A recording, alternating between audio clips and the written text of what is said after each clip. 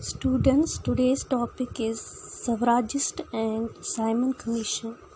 After the withdrawal of non-cooperation movement in 1922, बहुत सारे जो कांग्रेस के लीडर्स मास मूवमेंट को छोड़कर ब्रिटिश गवर्नमेंट के इलेक्शन जो कराए जाने थे गुलाम भारत के प्रोविंसेस में, इसमें हिस्सा लेना चाहते थे।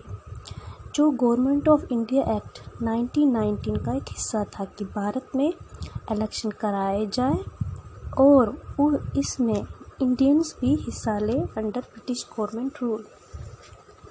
कांग्रेस लीडर जैसे सी.आर. दास, मोतीलाल नेहरू ने इसको देखते हुए स्वराज पार्टी बनाई कांग्रेस पार्टी में रहते हुए, ताकि वो इलेक्शंस में हिस्सा ले सके, क्योंकि उनका मानना था कि ब्रिटिश गवर्नमेंट के साथ रह के भी हम उसकी पॉलिसीज़ को अपोज कर सकते हैं। मगर इसके उलट नई जनरेशन के कांग्रेस लीडर जैसे मोतीलाल नेहरू के बेटे जवाहरलाल नेहरू, सुभाष चंद्र बोस ब्रिटिश रूल के खिलाफ सख्त मास एजिटेशन और पूरी आज़ादी चाहते थे।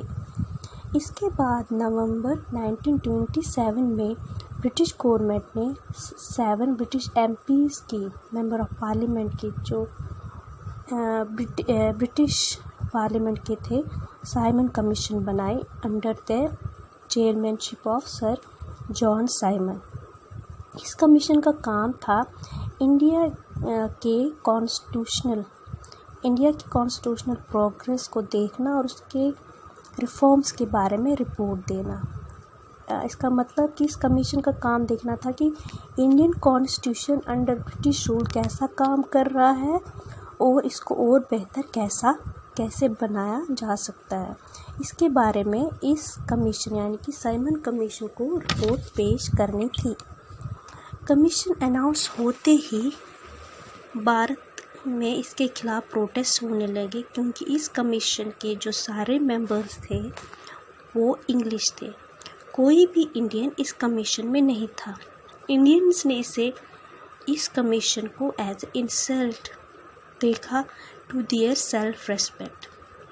कांग्रेस, मुस्लिम लीग ने इस कमीशन का बॉयकॉट करने का फैसला लिया।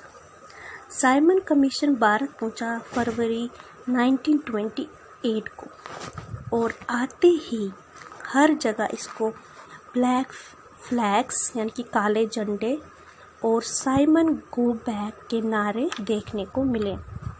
30 अक्टूबर 1928 को कमीशन लाहौर पहुंचा।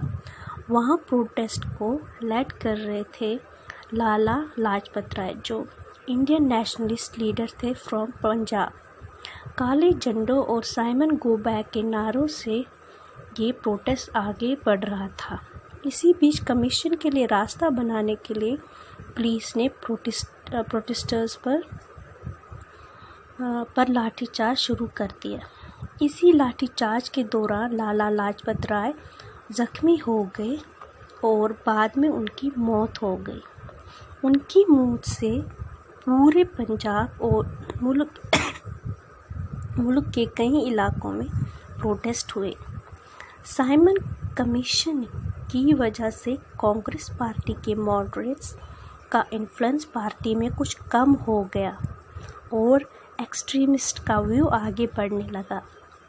दिसंबर 1929 को कांग्रेस के लाहौर सेशन में under the presidentship of Jawaharlal Nehru formalised किया गया फुल इंडिपेंडेंस या पूर्ण Swaraj from British rule for India और डिक्लेयर किया गया कि हर साल 26 जनवरी को इंडिपेंडेंस डे मनाया जाएगा। Thank you.